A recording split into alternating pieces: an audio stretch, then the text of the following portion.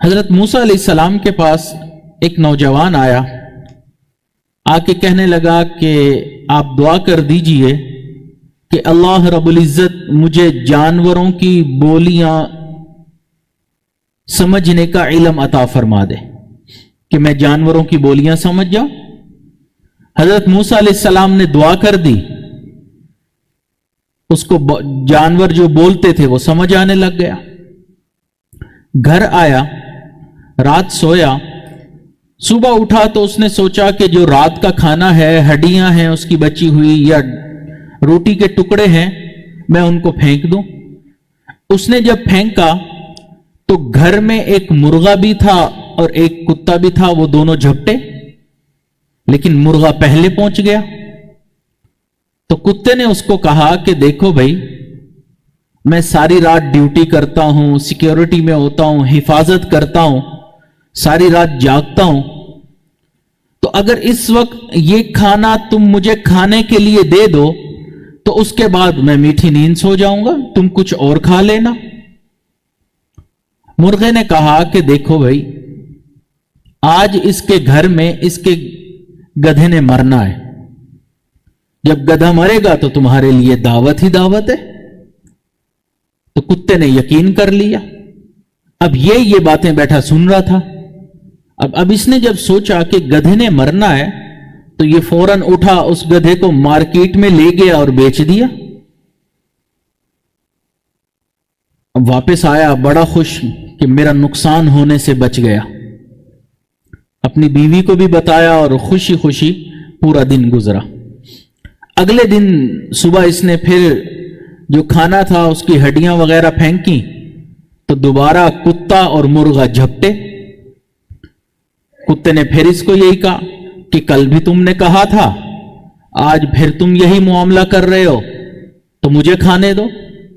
وہ کہنے لگا کہ کل میں نے سچ بولا تھا، جھوٹ نہیں بولا تھا، لیکن یہ گدھا ہی جا کے بیچ آیا، تو آج اس کے گھر میں جو گائے ہے وہ مرے گی، تو تمہاری دعوت ہی دعوت۔ کتے نے پھر یقین کر لیا، اس نے سنا اور جا کر گائے بیچ آیا۔ اب 2 دن ایسے گزرے، تیسرے دن بھی یہی معاملہ ہوا، اس نے ہڈیاں پھینکی، دونوں جھپٹے۔ اب جب دونوں جھپٹے تو کتے نے یہی کہا کہ 2 دن سے تو تم میرے ساتھ جھوٹ بول رہے ہو، تم کہتے ہو فلاں مرے گا فلاں مرے گا، کوئی بھی کچھ نہیں ہوتا، میں اس طرح بھوکا رہ جاتا ہوں۔ تو اس نے کہا دیکھو، میں پرندوں کی دنیا کا مؤذن سمجھا جاتا ہوں، مجھے زیب نہیں دیتا کہ جھوٹ بولوں، اس لیے میں سچ کہہ رہا ہوں، لیکن فکر نہ کرو، آج تمہاری دعوت ہوگی، کیونکہ اس کا گھوڑا مرے گا، جو اس کا پالتو گھوڑا ہے جس پہ یہ سفر کرتا ہے۔ اس نے سنا، جا کے گھوڑا بھی بیچ آیا۔ خیر بات آئی گئی ہوئی، اب چوتھا دن آ گیا۔ چوتھے دن دوبارہ یہی معاملہ ہوا تو مرغے نے کہا کہ آج تو تمہاری دعوت پکی پکی، کیونکہ آج یہ خود مرے گا، جب یہ خود مرے گا تو لوگ آئیں گے، کھانا بنے گا، تو کھانا بچے گا نا، تو تمہاری دعوت ہی دعوت۔ اب جب اس نے یہ سنا تو پریشان ہو گیا کہ یہ کیا ماجرا ہو گیا، تو دوڑا دوڑا حضرت موسیٰ علیہ السلام کے پاس گیا کہ کلیم اللہ، یہ ہوا میرے ساتھ معاملہ۔ تو حضرت موسیٰ علیہ السلام نے اللہ کی طرف رجوع کیا تو اللہ تعالیٰ نے فرمایا کہ اس کے گھر میں ایک موت ہونی تھی آزمائش کی شکل میں، آزمائش آنی تھی موت کی شکل میں۔ اگر یہ گدھے کو اپنے گھر میں مرنے دیتا تو بات ٹل جاتی، اس نے بیچ دیا، وہ موت وہ آزمائش ہم نے آگے ڈال دی، اس نے آگے گائے بھی بیچ دی، ہم نے گھوڑے کے اوپر آزمائش ڈال دی، اس نے وہ بھی بیچ دی، اب کوئی بچا نہیں تو اب اس کے اوپر وہ آزمائش آ گئی۔ تو ابھی یہ بات چیت کر ہی رہا تھا کہ حضرت موسیٰ علیہ السلام نے فرمایا کہ تیرے لالچ کی وجہ سے تو یہاں تک پہنچا ہے۔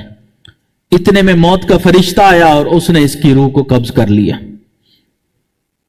تو مولانا روم رحمت اللہ علیہ نے یہ حکایت ایک جگہ بیان کرنے کے بعد فرمایا کہ انسان کو چاہیے کہ اللہ رب العزت کے کاموں میں دخل اندازی نہ کرے، کیونکہ قدرت جو کرتی ہے اسی میں خیر ہے، قضا پر راضی رہے۔ اگر یہ قضا پر راضی ہو جاتا تو گدھے کی موت کی وجہ سے اس کے اوپر سے آنے والی مصیبتیں ٹل جاتی۔ تو اس لیے کہا کہ فعل الحکیم لا یخلو عن الحکمہ، کہ دانا کا کوئی بھی کام دانائی سے خالی نہیں ہوتا۔ تو اللہ رب العزت نے جو ہمارے مقدر میں لکھ دیا وہ ہمارے لیے بہتر ہے، اس لیے ہم صبر کے ساتھ، شکر کے ساتھ اللہ رب العزت کی قضا کے اوپر راضی رہیں۔ لیکن انسان کے اندر لالچ ہے، حرص ہے، طمع ہے کہ میں نقصان سے بچ جاؤں، زیادہ فائدہ حاصل کر لوں، اور اس کا نتیجہ پھر یہی ہوتا ہے کہ اس کا مزید نقصان ہو جاتا ہے۔